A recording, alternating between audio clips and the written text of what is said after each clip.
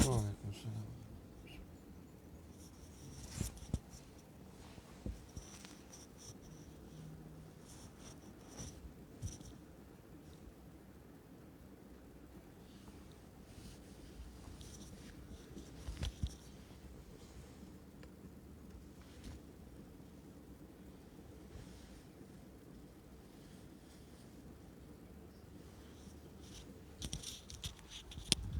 أستغفر الله العظيم الذي لا إله إلا هو الحي القيوم وأتوب إليه. أستغفر الله العظيم الذي لا إله إلا هو الحي القيوم وأتوب إليه. أستغفر الله العظيم الذي لا إله إلا هو الحي القيوم وأتوب إليه.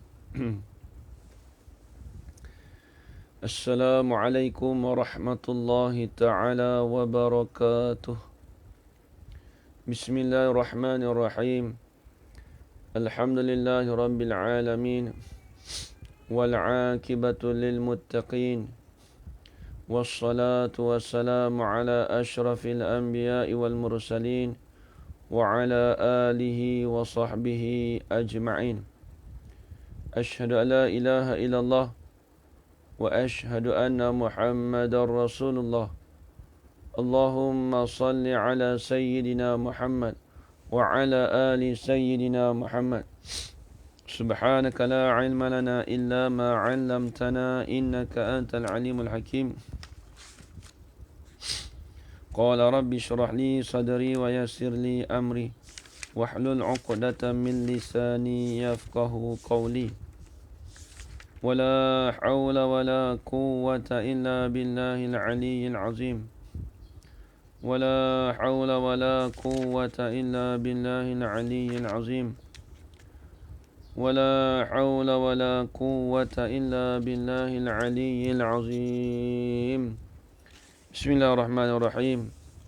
اللهم يا من بيده مقاليد الخير كله وإليه ترجع الأمر كله افتح علينا فتحا قريبا يا فتاح يا عليم يا فتاح يا عليم يا فتاح يا عليم افتح علينا فتحا قريبا وصلى الله على سيدنا محمد والحمد لله رب العالمين.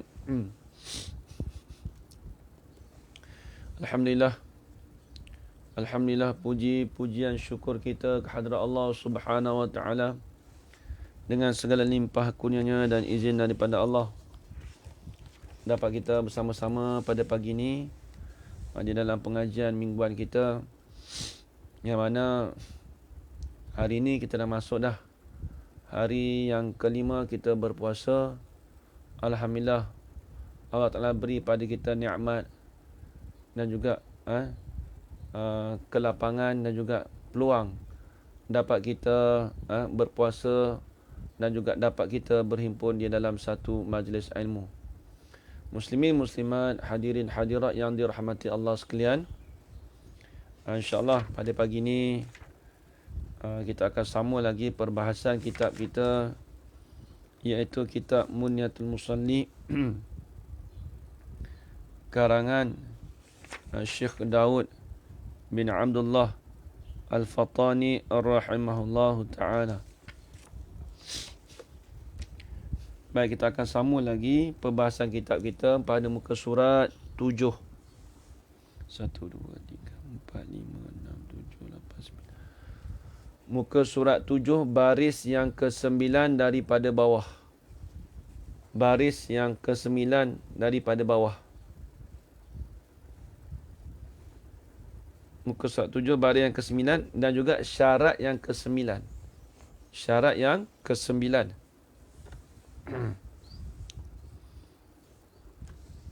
Syarat yang ke-9 muka surat 7. Kalau kita jawi muka surat 7, baris yang ke-9 dan juga syarat yang ke-9. Bismillahirrahmanirrahim.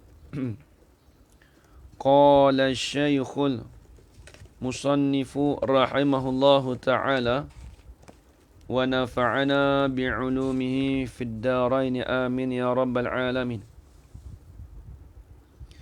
Dan ke-9. Ini syarat yang ke-9 Syarat yang terakhir daripada syarat semayang.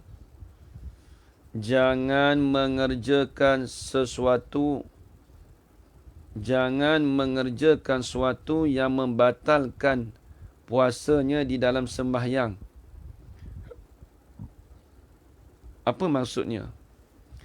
Baik, jadi ni syarat yang terakhir, iaitu jangan mengerjakan, jangan buat sesuatu perkara yang boleh membatalkan akan puasanya dalam sembahyangnya. Apa maksudnya?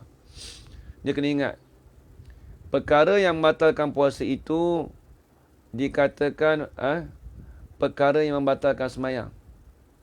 Contoh, dalam sembahyang, apa yang kita tak boleh buat? Tak boleh makan, tak boleh minum. Itu dipanggil perkara yang membatalkan puasa. Apabila perkara yang membatalkan puasa, maka tidak boleh kita lakukan di dalam sembahyang.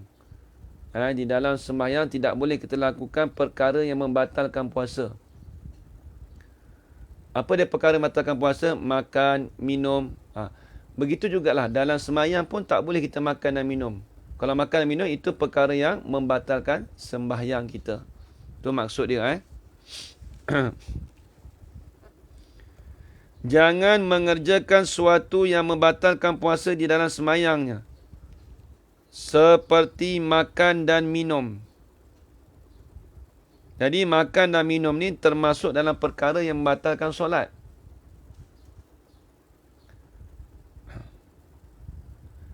Jadi dalam mazhab Syafi'i kita itu terbatal. Tapi ada perselisihan ulama antara mazhab Hanafi. Kalau dalam mazhab Hanafi, batal solat itu dengan makan dan minum sengaja ataupun terlupa. Sedikit ataupun banyak. Dalam mazhab Hanafi tu, dia kata, sedikit ke banyak ke itu batal. Kalau mazhab Hanafi. Kalau mazhab Syafi'i kita, makanan atau minuman yang sedikit yang sampai ke rongga. Ni kita duduk dalam bulan puasa ni. Sedang eloklah syarat ke-9 ni kita duduk ubah bab puasa sikit. Nanti saat dah lalang ni dah masuk ni, bab puasa sedikit ni saya sekejap ya. Saya nak ambil satu kitab perbahasan bab puasa sekejap.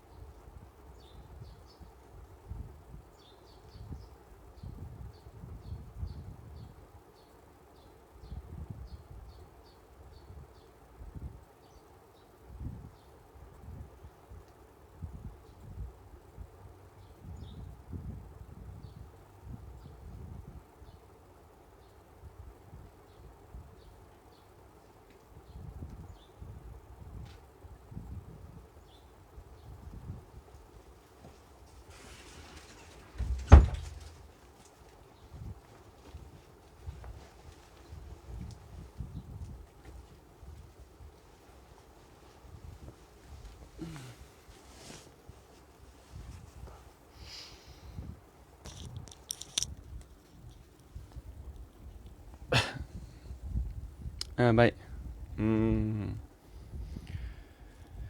Jadi dia kata dalam kitab, dia kata ulama Syafi'i rahimahullah ta'ala,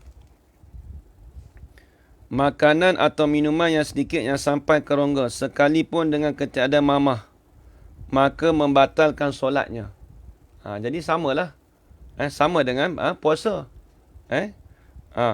Kalau sedikit pun kita telan pun maka terbatal puasa kita. Begitu juga dalam bab sembahyang.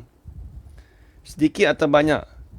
Jika orang yang melakukan solat itu sengaja serta mengetahui kandungan haram makan dan minum, serta mengetahui ia berada dalam solatnya sekalipun digagahikan dia, itu membatal juga sembahyang dia. Baik.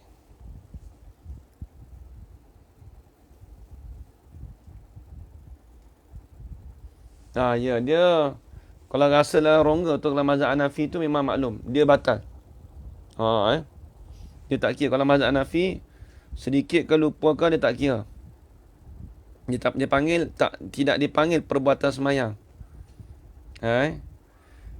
Itu dalam mazhab Hanafi. Ada pun mazhab Syafi'i kita. Contoh, ada pun mereka yang terlupa makan, minum atau jahil yang diuzurkan, atau terlupa bahawa ia berada dalam solatnya, maka ketiadaan mudarat oleh sedikit daripadanya, dan ketiadaan mudarat makanan berserta air liurnya di antara giginya yang sampai pada rongganya. Tetapi disyaratkan tidak kuasa untuk membezakan dan meludahkan. Jadi masalah terlupa tu, dalam mazhab Syafi'i kita dimaafkan. Daurah apa ni?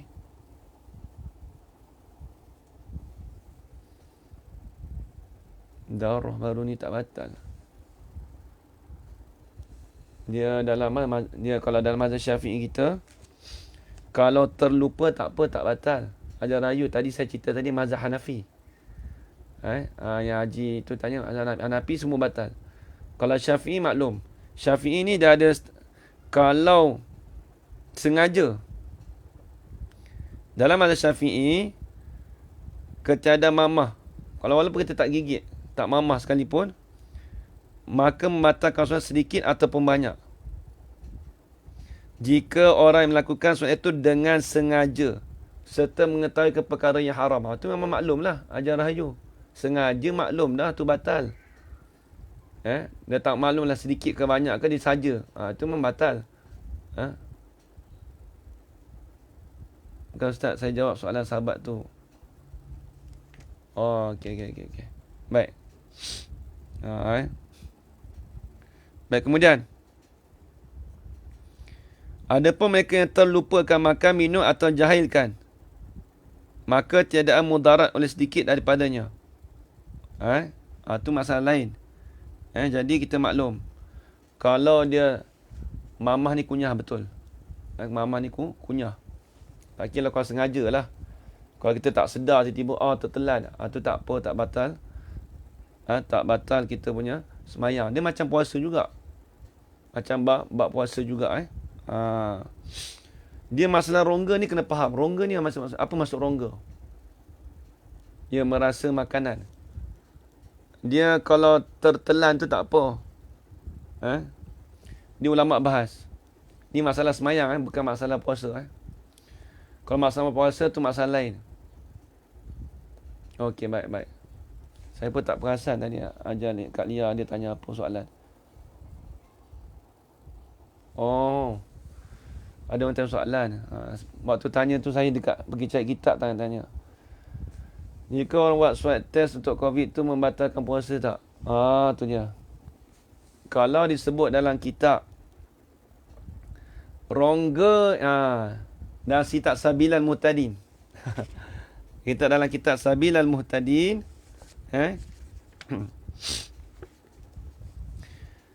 yang dikatakan batal tu. Batal puasa seorang tadi memasukkan sesuatu ain. Ini dah sebut dalam kitab Sabilal Muhtadin muka surat 136. Ni tengok. Ni nak tanya swab test tadi kan, tak apa kita baca. Setengah daripada perkara membatalkan puasa masukkan satu ain ke dalam yang dinama rongga. Dengan syarat jika sampai ia kepada rongga itu daripada lubang yang terbuka. Apa maksud lubang terbuka? Hidung lubang terbuka. Telinga hidung lubang terbuka. Dubur, faraj, zakar lubang terbuka. Walaupun kita kata kecil, dia panggil lubang terbuka.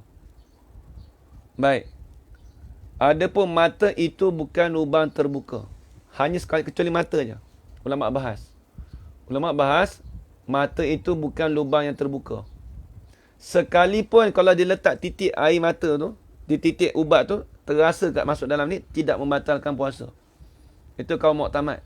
dalam mazhab Syafi'i kita. Kita bahas dalam mazhab Syafi'i Saya tak bahas mazhab lain. Dalam mazhab Syafi'i dia tidak membatalkan puasa kalau kita titik air ubat. Tapi kalau ada mudarat lah. Kalau saja-saja kita titikkan ubat, itu hukumnya makruh. Nampak? Sebab mata tidak dipanggil rongga. Dia tak panggil lubang yang terbuka. Adapun rongga ni sesuatu perkara yang masuk ke dalam maidah kita. Apa maidah? Tempat makanan kita, perut itu tu lah. Itu dipanggil rongga. Rongga. Kalau orang contoh seperti orang dialisis, dia cucuk kat mana?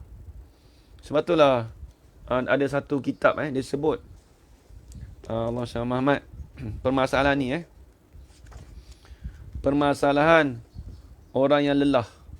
Permasalahan orang yang lelah ni ulama ihtiyat. Dia ada 4 pendapat. Tapi dalam mazhab Syafi'i kita, dia ada sebut mazhab Syafi'i. Saya tak mau mazhab lain. Kita tak mau cerita mazhab lain sebab kita orang bermazhab Syafi'i, kena ikut mazhab Syafi'i Disebut dalam kitab, para ulama mazhab Syafi'i setengah masalah yang sangat memerlukan oleh orang yang puasa padanya. Mereka berkata dengan dimaafkan daripada masuk suatu pada rongganya. Tapi kena ingat, ada satu permasalahan. Masalah orang yang buasi. Masalah orang yang buasi, dia kata tiada batal puasanya. Jadi ulama' dia kiaskan. Dia kiaskan masalah buasi tadi. Dia masalah buasi ni dipanggil mudarat yang mudarat sungguh lah. Disebut di kitab ni, dalam kitab Syafi'i. Menggunakan masalah orang buasi ni. Memerlukan orang yang puasa mereka berkata dengan dimaafkan daripada masuk suatu pada rongganya. Ini di antara masalah sebandingnya dengannya iaitu ialah perkara yang telah menyebut oleh Imam Zakaria, Syekh Zakaria Al-Ansari.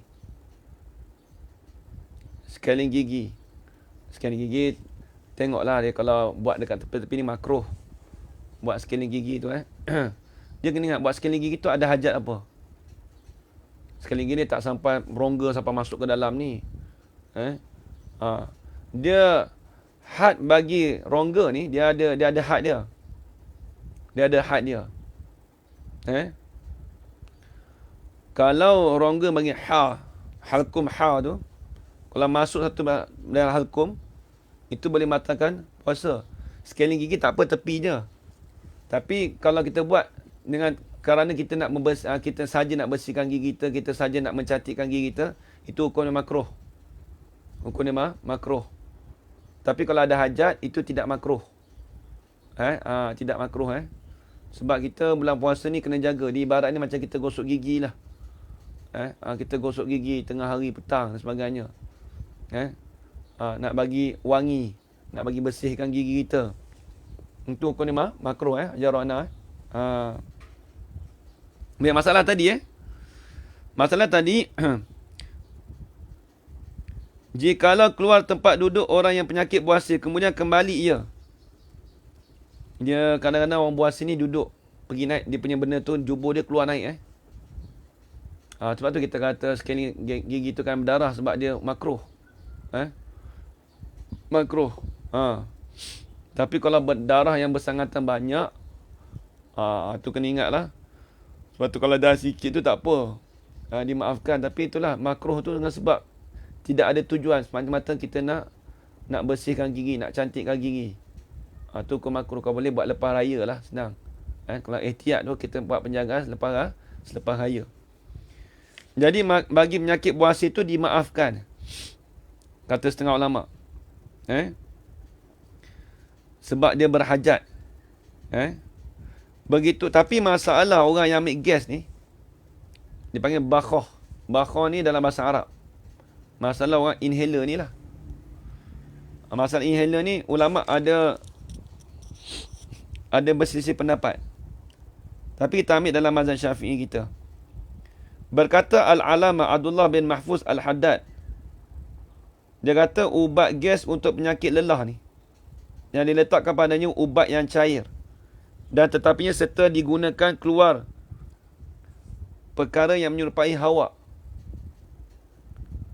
Jadi kalau ubat gas tu, kalau kita rasa kat tekak kita, diri tu, benda tu kita rasa, itu boleh membatalkan puasa kita. Nampak tak? Ulama bahas. Dia kata, maka lazimlah di atas memeliharakan daripada menelankan sesuatu daripada ain. Contoh kita rasa tekak tu, lepas tu kita buang. Itu kata tak batalkan puasa. Tapi dan barang yang merasakan jalan hakuk itu hanya ia daripada kesan ubat. Kalau rasa kesan ubat tak apa. Dia panggil taksir. Kalau kita rasa kesan ubat tak apa. Kalau kita rasa diri ubat tu, contoh dia kesan ubat macam mana kalau kita kesan. Ibaratnya kesan ni kita, contoh bau. Apa rasa tu macam ada sepihan, bukan diri ubat tu. Macam contoh kita gosok gigi. Kita gosok gigi kan, bukan kata ubat gigi kita telan, tak. Tapi kita rasa dengan kesan ubat gigi tu. Itu tak membatalkan puasa. Ibaratnya macam kita gosok gigi. Contoh dia. Kalaulah kita ambil gas tadi tu, rasa dia tu, memang rasa ubat sungguh, masuk dalam tekak, itu batal puasa. Itu membatalkan puasa kita. Tapi ada ulama ihtiyat. Kalau tu memang dia tu memang tiap-tiap hari memang kena ambil gas. Ni. Dia kata apa? Ada pun mereka yang datang ke ni dengan jalan nadir. Kalau dengan jalan tiap-tiap hari kena tu, dia kata, maka apabila ia pelihara dengan kadar sedapatnya, dia kena jaga. Tapi puasa ni sah, tak diberarti akan qada. Tapi kena ingat, wajib dia sebagai penjagaan, wajib dia kena keluarkan fidyah tiap-tiap hari yang dia kena tadi tu. Ulama jaga. Tiap-tiap hari dia kena. Kalau contoh dia ambil gas tu 10 hari, ulama hati-hati lagi keluarkan fidyah.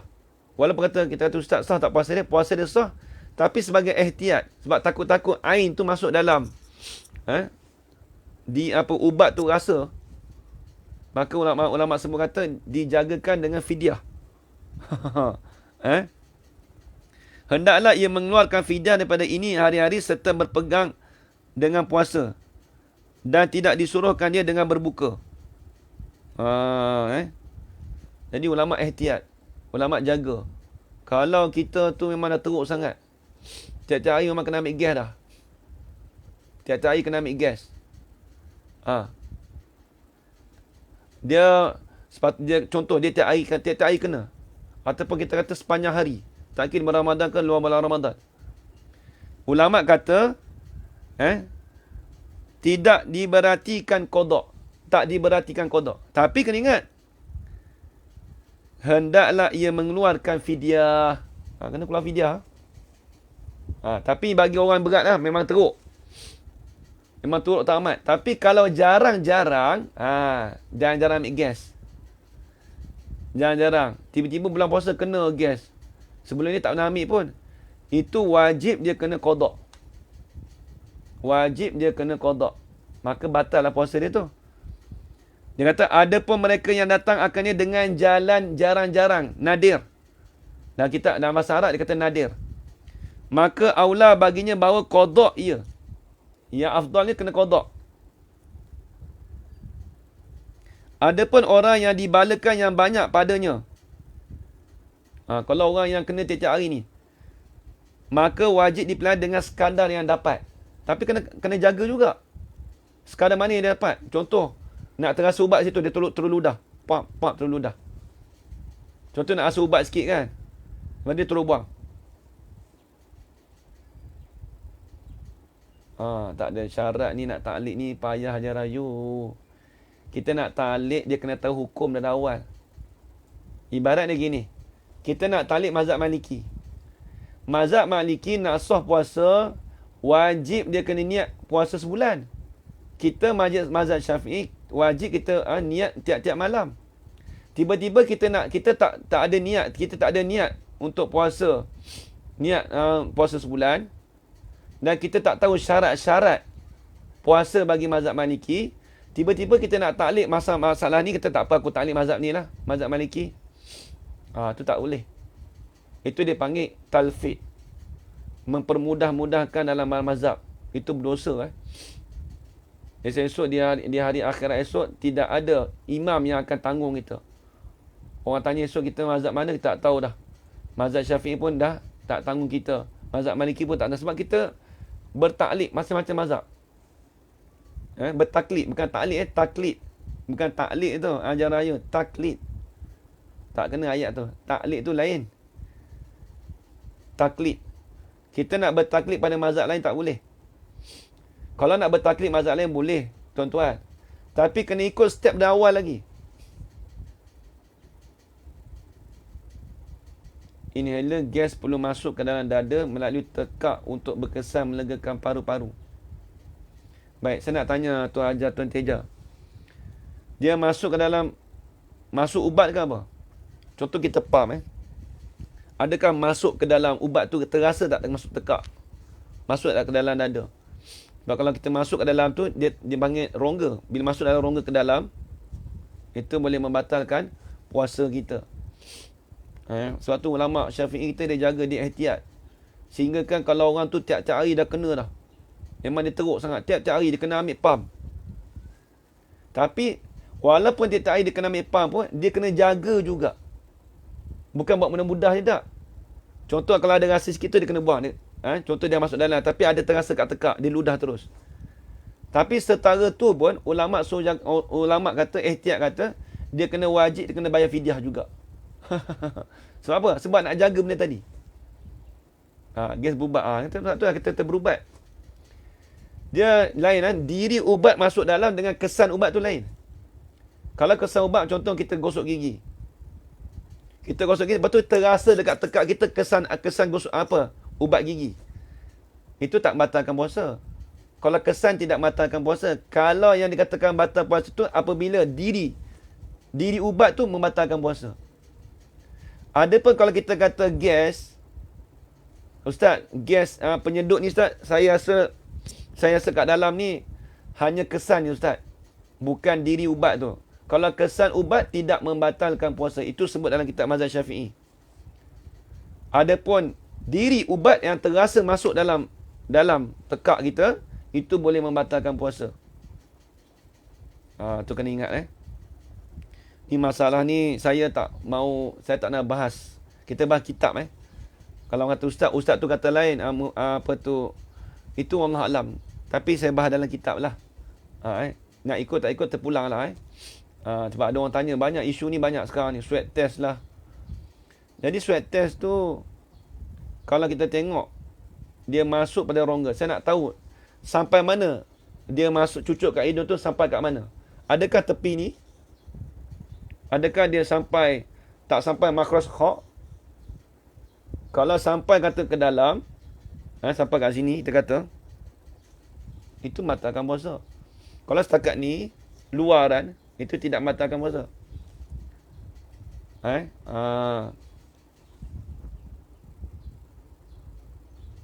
Dia saya faham, inhaler saya tahu. Memang tekap. Tapi kita nak tanya dengan Mamalah, dia masuk tu takkan kita sedut. Sedut apa kita sedut? Takkan sedut air, kita sedut saja. Sedut gitu je. Mesti dia ada benda. Inhaler ni mesti ada benda. Dia takkan sedut saja-saja. Contoh kita ambil. Itu tidak ada hasil faedah. Kita sedut tu sedut apa? Mesti sedut ubat. Kalau sedut kesan ubat tu lain. Kalau sedut ubat, rasa kat tekak, itu batalkan puasa. Tapi sedut kesan, contoh kesan macam orang gosok gigi. Kita rasa tak macam apa? Macam rasa pedik apa? Rasa macam dia orang gosok gigi ni kita tahu. Dia rasa bersih, rasa tekak kan. Itu kesan, kita rasa kesan, bukan rasa ubat. Itu tak batalkan puasa. Sebab tu kita kata gosok gigi tak batalkan puasa, tapi makruh. Makruh Tapi dia tidak membatalkan puasa. Saya nak tahu swab ni dia sampai takat mana. Dia maklum kalau swab, kalau dalam kitab sebut, dia tak kata swab. Tengok saya baca dalam kitab Sabilan Mutadin. Setengah daripada membatalkan puasa memasukkan sesuatu ain. Sesuatu ain ni sesuatu benda ke dalam yang dinamai rongga. Ni Syekh Asyad Banjari. Kitab ni dah lama dah. Ulama bahas tengok. Dengan syarat jika sampai ain itu benda lah. Ia kepada rongga itu daripada lubang yang terbuka. Dan jika ada ain yang dimasukkan itu kecil, seperti biji sawi. Tak kira lah biji sawi ke, kita maklum lah. Sweat tu kita pakai apa? Pakai straw ke apa? Besar biji sawi. Atau tiada dimakan ia pada adat. Seperti batu yang kecil, yang seni sekalipun. Maka batallah puasanya dengan dia. Itu batal.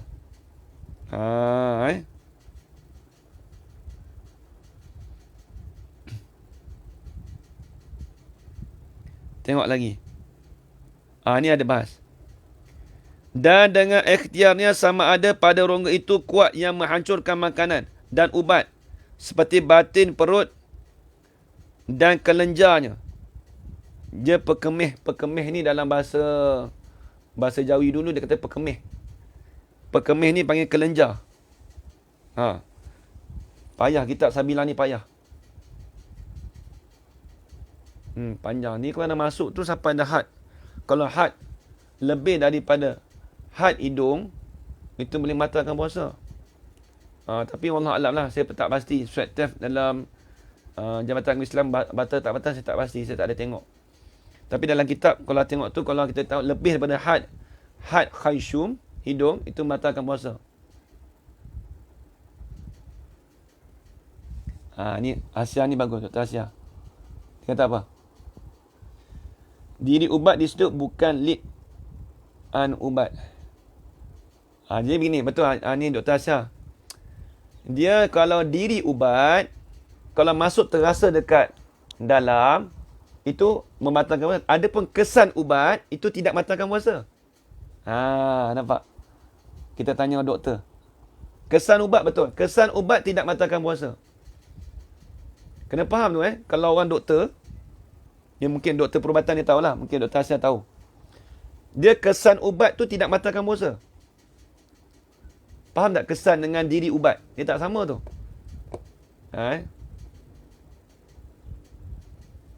Lebih dari had khayshum. Betul. Sweat test lebih dari had khayshum. Memang batal puasa. Kalau ikutkan dalam kitab Sabilah yang saya baca ni. Dan dia kata membatalkan puasa. Tengok.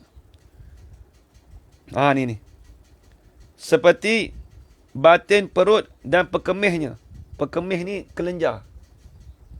Dan batin otak atau tiada baginya kuat menghancurkan makanan dan ubat seperti batin telinga dan batin lubang zakar atau faraj dan lubang hujung susu. Maka batallah puasa dengan... tu tak apalah. Huknah. Huknah ni dipanggil jarum. Kalau kita cucuk jarum pada tempat rongga, itu membatalkan puasa. Mazhab kita batal. Kita tak mau cerita mazhab lain. Kalau nak cerita mazhab lain, kita kena taklid habis. Kena taklid pada awal lagi. Syarat-syarat puasa, rukun-rukun puasa, kena tahu pada awal. Kadang-kadang orang kita dia tak belajar, dia terus taklid saja. Ni masalah. Dia terus taklid kata, aku ikut mazhab ni. Sekarang ni semua darurah. Zaman sekarang ni kita senang. Ustaz, darurat tak? Darurat. Baik, saya nak tanya. Saya nak tanya darurat. Okey, baik. Saya nak tanya darurat. Dalam kitab, okey, ni cerita darurat ni. Orang yang menyusukan anak. Apabila anak dia tu hampir nak mati dah. Darurat tak? Darurat. Darurat dia bukan suruh puasa. Ni dalam kitab fiqah ni. Ni banyak orang alasan, Ustaz, darurat, Ustaz. Ini semua guna akal ni. Sikit-sikit darurat. Sikit-sikit darurat. Baik. Kita bahas pembahasan fiqah ni. Tengok ni. Satu masalah dalam kitab fiqah. Apabila seorang tu menyusukan anak dia. Sebab maklum, susu tu dia panggil, bila puting susu tu dia ada satu lubang. Dia panggil lubang susu. Baik. Kita bahas ni secara hukum fiqah. Apabila dia tahu anak dia dah nak mati dah. Darurat tak? Darurat. Tapi darurat apa syarat suruh? Suruh berbuka puasa. Bukan kata buka puasa saja. Tapi dikenakan fidyah bagi dia. Nampak tak? Itu kena fidyah tu. Apatah lagi kita kata, Ustaz, kita kata swab test darurat tak? Kita tanya dulu. Darurat tak? Okey, darurat. Tapi kenapa darurat tak buka puasa? Kenapa tak dikenakan fidyah? Tu persoalan kita. Sebab tu mazhab Syafi'i ni dia cukup, bukan kita nak straight, bukan kita kata ustaz ni straight sangat dalam bab ni, tak. Saya nak cerita tentang permasalahan fiqh. Bukan kita syadid, bukan kita straight, bukan begitu. Tapi kita nak jaga syarat tu, jaga elok dah. Baik, apa salahnya kalau kita kata batal puasa? Batal puasa pun boleh kita qada selepas. Kenapa kita nak jaga kat puasa kita? Sedangkan orang yang menyusukan anak, syarat bagi keuzuran pada dia, so buka puasa. Kenapa kita nak jaga juga? Sedangkan bila dia nak takut anak dia jadi mati, itu lagi teruk. Nampak mazhab Syafi'i ni dia teliti. Tengok, anak dia dah nak mati dah, perlukan susu. Jadi syarat kata boleh buka puasa. Baik. Sedangkan swab test dengan orang ni macam mana? Swab test tu lagilah tak ada darurat apa, tiba-tiba kita kata, tak apa, tak batal puasa. Tiba-tiba tak ada fidyah pun kat dia kena. Sebab dia lepas daripada had khayshum. Swab test, had khayshum. Wallahualam lah, saya pun tak nak beri penekanan sangat, tapi saya hanya cerita hukum dalam mazhab Syafi'i itu saja. Saya takut esok Allah Ta'ala tanya kat saya, kenapa tak cerita apa yang ada dalam kitab. Apa yang ada dalam kitab. Tu dia. Habis itu, dia masalah swab ni, kita kata ustaz, swab ni darurat Ustaz. Menyusukan anak boleh berpuasa. Tapi kita kata ibu tu dia tak batal puasa, Hajar Fauziah. Ni nak cerita kata yang menyusukan anak tu sampai dia tu dah tak ada, dia tu dah darurat diri dia. Diri dia darurat, anak dia pun darurat. Sebab menyusukan anak. Maka dia boleh buka puasa. Tapi buka puasa pun dia kena fidyah. Ada pun semata-mata kerana anak dia takut anak dia mati, itu dia kena fidyah tu. Tak ada masalah, dia tak batal puasa. Boleh puasa. Ni nak cerita kata Hajar Fauziah, kalau nak cerita kata orang yang menyusukan anak tu dia darurat sampai sakit. Nak menyusukan anak dia perlukan, yelah orang nak menyusukan anak, dia kena ada makanan dalam perut dia. Bila dia puasa, bila dia menyusukan anak dia, bila menyusukan banyak, jadi dia menjadi takut kalau jadi mudarat pada dia. Bila jadi mudarat pada dia, syarak suruh buka puasa dan dikenakan fidyah. Itu maklum, kita dah belajar tu. Dalam fiqh Syafi'i maklum. Masalah fiqh ni maklum. Baik. Tu tengok. Habis itu. Ni masalah puasa tu masalah, kalau sebut dalam kitab lah. Ni. Dia masalah yang ambil gas tu. Dia rongga. Kalau masalah mata, kalau kita titiskan ubat di mata, itu tidak membatalkan puasa. Sebab mata tu bukan dipanggil rongga. Baik. Mata itu tidak dipanggilkan rongga. Tu alhamdulillah, nampak tak? Ada pengalaman. Berpantang pada Ramadan, tak dapat puasa sebab saya jadi lembik. Betul. Nampak, dia jadi lemah. Syarat dia tak paksa kita suruh berpuasa. Tapi kenapa tiba-tiba swab test kalau kita kata mudarat? Kalau kata mudarat, swab test dia tak sakit apa pun. Tapi kenapa syarat tak suruh? Sedangkan kalau swab test tu dia dah lebih pada membatalkan puasa, maka dia buka lah puasa, tak ada masalah sebab mudarat. Tapi kenapa nak berpuasa juga? Tu persoalannya. Kita dah tahu dah swab test tu dia boleh membatalkan puasa. Kita kata dia dah sampai lebih pada khayshum, swab test sebagainya. Bila mudarat, sekali tu je kita batal puasa. Apa salahnya kita qada balik? Jadi itu dia kena cermat dalam bab fiqh ni kena cermat. Dalam mazhab Syafi'i kita dia cukup detail. Saya bukan nak, saya tak nak tuju pada siapa-siapa. Tapi sebar dalam kitab je lah. Saya takut esok Allah Ta'ala dakwa saya kita tak beritahu nyampai dengan ilmu yang betul. Sebab benda ni bukan mudah-mudah terbuat. Bukan mudah-mudah saya nak ni. Masalah yang kalau ustaz ni mufti hukum, itu hanya fatwa. Fatwa dia berbeza dengan hukum. Kena faham di situ. Orang yang belajar fiqh, siapa-siapa yang belajar fiqh, kitab fiqh, fatwa dengan hukum itu satu benda yang berbeza. Dia tak sama. Fatwa tu berlainan, hukum tu berlainan. Saya bukan nak buat benda yang cakap tak elok dah. Bulan puasa ni dah. Tapi saya nak beritahu yang benda betul. Fatwa tu berlainan, hukum tu berlainan. Bagi orang yang tidak belajar, tidak mengapa nak ikut fatwa, tak ada masalah. Tapi bagi kita yang orang yang dah belajar ni, kitab fiqh, macam jemaah saya ni semua dah ikut belajar fiqh ni. Cumanya kita dah belajar ni, dia berlainan sikit dengan orang tak belajar. Orang tak belajar, dia nak ikut siapa, terpulang pada dia, tak ada masalah. Tapi bila kita dah belajar, kita tahu, oh, ini batal, tak apa, aku dah belajar dah hukum. Tak apalah, aku swab test, tak apalah. Nanti aku kodok balik. Akan senang. Tak ada masalah apa pun. Kita pegang pada perkataan tu. Sebab kenapa kau buka puasa? Swab test tak batal. Aku sebab aku dah belajar dah. Aku dah belajar ni, tapi aku nak pegang pada ni lah. Aku nak ihtiyat, aku nak jaga. Tak apa, lepas ni aku ganti 1 hari je. Kan mudah, tak ada masalah apa pun. Habis tu kau nak makan ke? Tak boleh makan. Wajib dia kena imsak. Orang kena ingat orang yang buka puasa, dia wajib dia kena imsak. Apa imsak? Wajib kena menahan diri daripada perkara yang batalkan puasa. Walaupun kata dia dah batal puasa sekalipun. Bukan kata mudah-mudah kata bila dah batal puasa, boleh makan, minum, ikut dan. Dah tak boleh. Wajib dia kena imsak. Apa imsak? Wajib dia menahankan daripada perkara yang membatalkan puasa. Walaupun dia dah batal puasa sekalipun. Tu kena ingat tu. Bukan bermudah-mudah. Sehari je kalau kita swab test pun tak ada masalah. Kita ganti balik sehari je, tak ada apa. Bukan swab test tiap-tiap hari. Lainlah macam tadi, masalah inhaler tadi. Inhaler tu lain. Mudarat dia sampai tiap-tiap hari, sampai nak sebut dalam kitab tadi. Itu pun wajib dia kena jaga juga.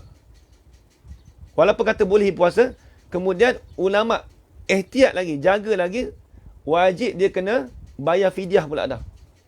Nampak nak menjaga, nampak tak? Ulama jaga sampai kena bayar fidyah lagi. Walaupun dah puasa Ustaz, takkan kena bayar fidyah Ustaz? Ya betul, tapi dia dah darurat kat dia sampai kata takut dia pump tu tiap-tiap hari. Sebagai contoh, memang dia dah mudarat pada dia. Bolehkan puasa, tetapi dia kena jaga sekadar mana yang dia dapat. Contoh, dia pump. Ada terasa sikit ain ataupun diri ubat tu rasa, dia buang balik ludah. Habis tu macam ni Ustaz, kok ada termasuk juga saya puasa ni, dalam 30 hari tu saya tiap-tiap hari saya pump. Memang banyak, saya 4 kali. Ada orang mudarat gitu. Apa kita nak jawab? Bagi orang tadi tu, selepas habis bulan Ramadan, dia membayar fidyah. Sebagai apa? Untuk nak cermat. Takut puasa dia tak diterima. Ulama kita jaga elok. Alhamdulillah. Tengok. Dia suruh bayar fidyah. Fidyah bukan banyak sangat. Dia fidyah puasa tak sama dengan fidyah semayang. Fidyah semayang dia 5 kali sehari. Fidyah puasa sekali je. Sehari sekali je. 1 cupak je sehari. Bukan banyak sangat. Satu cupak lebih kurang 600 gram. Kita ihtiyat lagi. Kita lebihkan 1 kilo. Lebih kurang RM2.5, RM3 dah cukup. Tu kena ingat. Perbahasan ulama buat. Saya cerita ni apa yang ada dalam kitab. Ikut tak boleh, ikut terpulang lah. Ya betul, ada backup. Sebab tu dia bayar fidyah tu. Ini bagi orang yang mudarat macam tadi lah. Swab test dia tak mudarat macam tu sekali. Dia tak ada. Dia sekali, sehari je.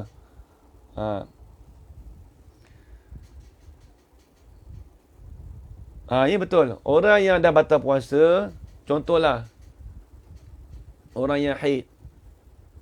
Sunat orang haid. Jadi kalau dia datang haid bulan puasa. Bila tu dia wajib dia kena imsak. Memang kita kata contoh kalau dia tak ada mudarat lah. Kalau ada mudarat dia kena makan dan sebagainya tu lain. Dia kena imsak. Tapi itulah zaman sekarang ni susah juga. Kalau orang datang haid tu dia buat ringan-ringan dengan tak apa aku haid tak boleh puasa. Lepas tu makan tak boleh. Dia sunat dia imsak itu kalau bagi orang yang haid lah. Bagi orang haid sunat imsak. Adapun bagi orang yang tak ada haid tak ada apa. Masalah ni dia wajib dia kena imsak. Contoh je kita kata dah swab test. Dah swab test dah. Okey swab test lepas tu boleh makan lah. Tak. Dia tak sama hukum macam orang haid. Kalau orang haid tu sunat dia imsak. Bagi orang yang swab test tadi tu dia wajib kena imsak macam orang biasa juga, orang puasa juga.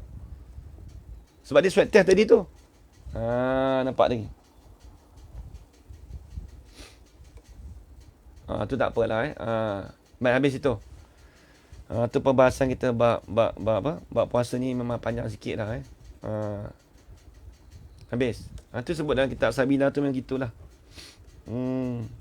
Kitab Sabila ni dia payah sikit ibarat dia bahasa dia agak payah.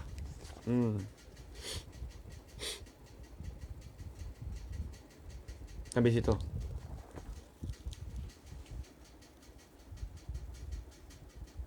Fidyah semayang ni sama juga dengan fidyah puasa. Fidyah semayang, kalau orang tu masalah fidyah semayang ni 5 kali. Dia ambil daripada, kalau contohlah ni saya dah buat fidyah semayang. Contoh orang tu tak katakan dia meninggalkan semayang berapa hari. Contoh katakan 30 hari. 30 hari, 1 hari 5 waktu. 1 hari 5 waktu. 5 kali dengan 30 hari. Jadi ada 150 waktu.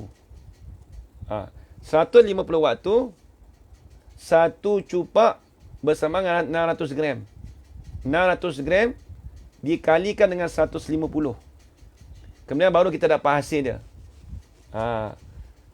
Tapi kalau sebagai penjagaan ihtiyat, kalau masalah fidyah semayang ni, dia ambil daripada awal balik. Contoh balik dalam mazhab Syafi'i kita 15 tahun. Lelaki dan perempuan. 15 tahun tu kita kata ustaz, contohlah orang kata ustaz, saya tak tahu dia tinggal berapa banyak semayang dia. Maka kita kirakan pada 15 balik tu sampai dia mati. Contoh dia mati umur 80. Tapi kita maklumlah dia pernah semayang. Kita tak tahu dia tahu semayang. Tapi kita nak ihtiyat. Kalau ada setengah orang kaya, dia bayar tu. Banyak dia bayar. Kerana puluh-puluh ribu. Tapi kalau tak mampu, dia boleh, dia panggil ada istilah, kita tarik balik, tolak balik. Itu dalam kat pondok saya buat dulu. Saya ada buat kalau orang tak mampu tu, 1 waktu tolak 1. Lepas tu bacalah. Itu dalam mazhab Syafi'i kita. Kalau ambil daripada awal balik dia sampai dia mati. Lepas tu kita darabkan dengan semayang. 80 tolak 15 berapa? 65. 65 kali 5. Boleh tak masalah? Betul. Tolak beras itu bukan tolak saja je zaman. Itu ada kaedah dia tu. Saya dulu waktu dia duduk pondok dulu, Tok Guru suruh buat. Ni dah terlupa sikit-sikit lah. Ni pun nak kena praktikal balik. Kadang saya lupa. Lepas tu ada orang bagi kat saya duit baru ni. Untuk buat fidyah solat dengan fidyah puasa, saya tolong buat lah kan. Saya beli beras. Lepas tu kita buat. Beli beras. Sebab beras tu dia akan diagihkan kepada fakir miskin. Beras tu, kalau jemaah bagi saya duit, saya akan beli beras. Kemudian beras tu, saya akan agihkan kepada fakir miskin. Sebab fidyah ni kena diagihkan pada fakir miskin. Bukan pada 8 asnaf. Dia akan agihkan pada fakir miskin, orang susah. Tu beras. Tu dalam mazhab Syafi'i kita, jaga zaman. Orang dulu memang ada tolak beras gitu. Tolak. Saya belajar dulu. Tolak ni dekat Kedah dulu. Dekat pondok saya belajar tu dengan Ustaz Bakar Belantik. Dekat pondok, dekat kawasan Sik. Saya tak ingat kampung apa. Tapi dekat dengan Sik, dekat Paik Panjang. Dekat Paik Panjang. Saya belajar dengan guru saya, ustaz apa, tok guru saya ajar lah. 60 tahun. Ya gini. Dia gini. Katakan orang tu tak semayang berapa tahun. Contohlah kita ambil tu Haji Fauziah. Contoh kata dia tu tak semayang 30 hari. 30 hari dikalikan dengan 5. Sebab satu hari 5 waktu. Jadi 150. Nampak tak? 150. 30 hari dikalikan 5. Jadi 150 waktu. 150 waktu.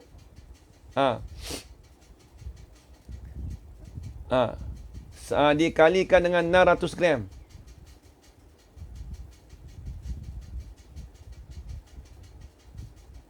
Dia ambil paling kurang 100 gram. Satu cupak. Satu cupak tu 100 gram. Lepas tu jadilah berapa banyak cupak.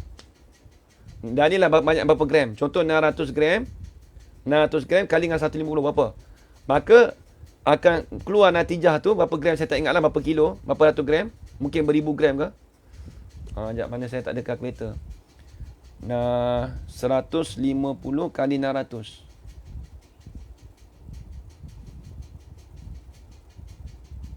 Nak kali 6, 5, 30. 9,000 gram. 9,000 gram. Kita ihtiyat lagi terlebihkan.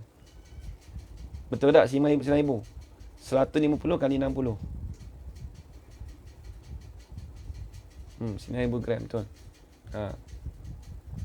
Ni masalah apa ni? 65 tahun tinggal solat. Contoh. Dikalikan dengan 5 waktu. Betul. 90,000 gram. Ya betul. 90,000 gram. Tu aja kawan zaman. Tu.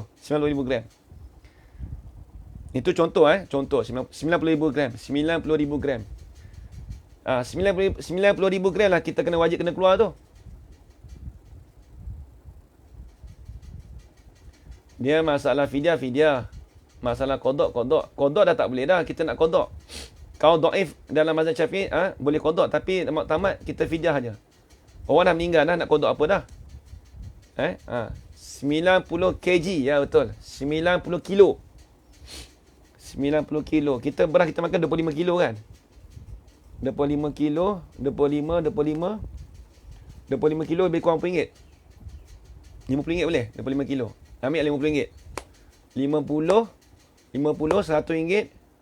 Tak sampai RM200. Tak sampai RM200. Bukan mahal pun. Tak sampai RM200. Kalau orang tu tinggal sebulan semayang. Tak sampai RM200. Murah je. Kalau untuk setahun, lagilah. Kali dengan 365 tadi. Tak banyak. Sebab kita bagi dekat orang fakir miskin. Banyak. Habis itu. Dia kalau ada orang nak buat tu saya buat je. Ada baru ni ada orang bagi kat saya untuk fidyah solat dengan fidyah tu saya tolong buat. Saya bagi kat kawan saya tu tolong buat lah. Kami dekat sini ada buat juga. Tapi kalau yang tak mampu tu tak apalah. Tak mampu tu kita boleh tolak, pergi tolak beras tu lah. Haji kawan zaman. Kalau yang tak mampu bagi duit tu, kita tolak tu lah. Satu, ada cara dia. Habis itu. Itu cara kiraan fidyah. Cara kiraan fidyah. Baik, habis. Sikit lagi. Kita buat solat nak habis dah.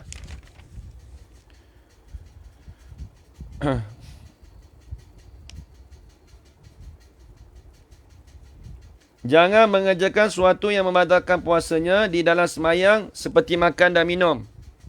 Dan memasukkan sesuatu ke dalam rongga yang terbuka seperti memasukkan sesuatu ke dalam hidungnya dan telinganya sampai ke batin keduanya. Apa batin keduanya? Iaitu hidung dan telinga. Hidung dan telinga.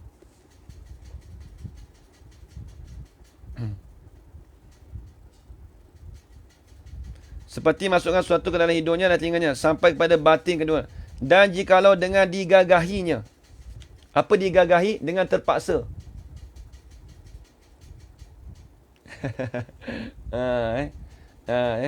Lama tak buat dah saya pun. Tapi ada kawan saya duk buat lagi.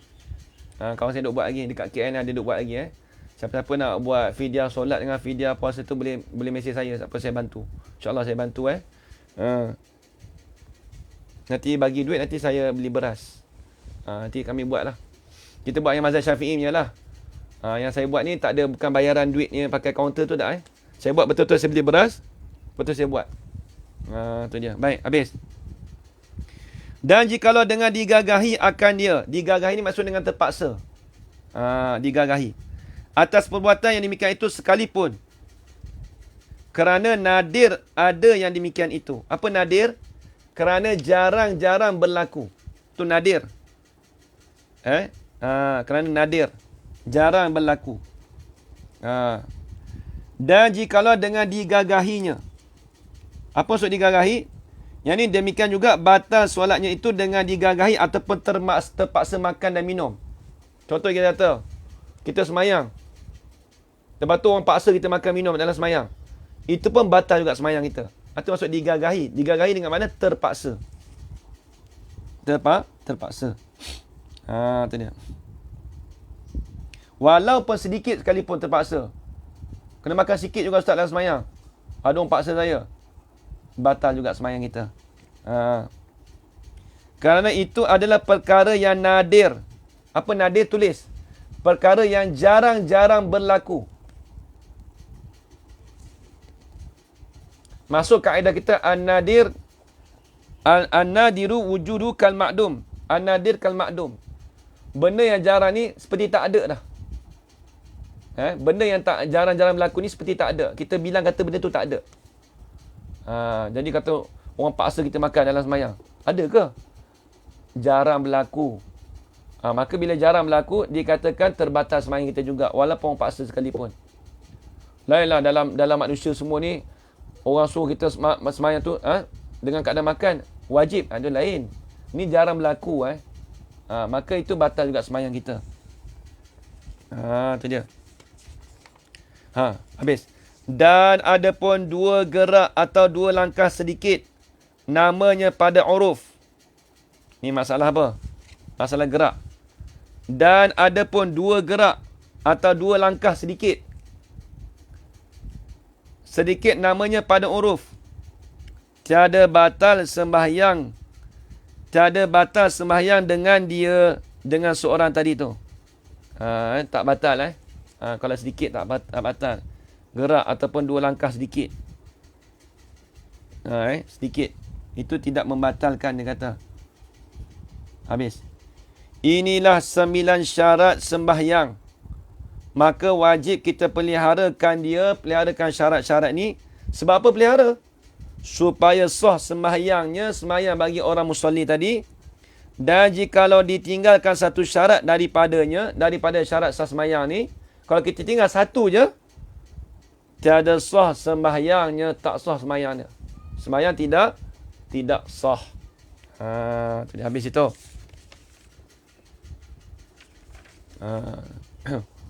Dah sampai masa dah. InsyaAllah tersambung lagi esok pada perbahasan kitab Penawar Bagi Hati. Jadi esok kalau nak tanya masalah fiqh pun tak ada masalah apa.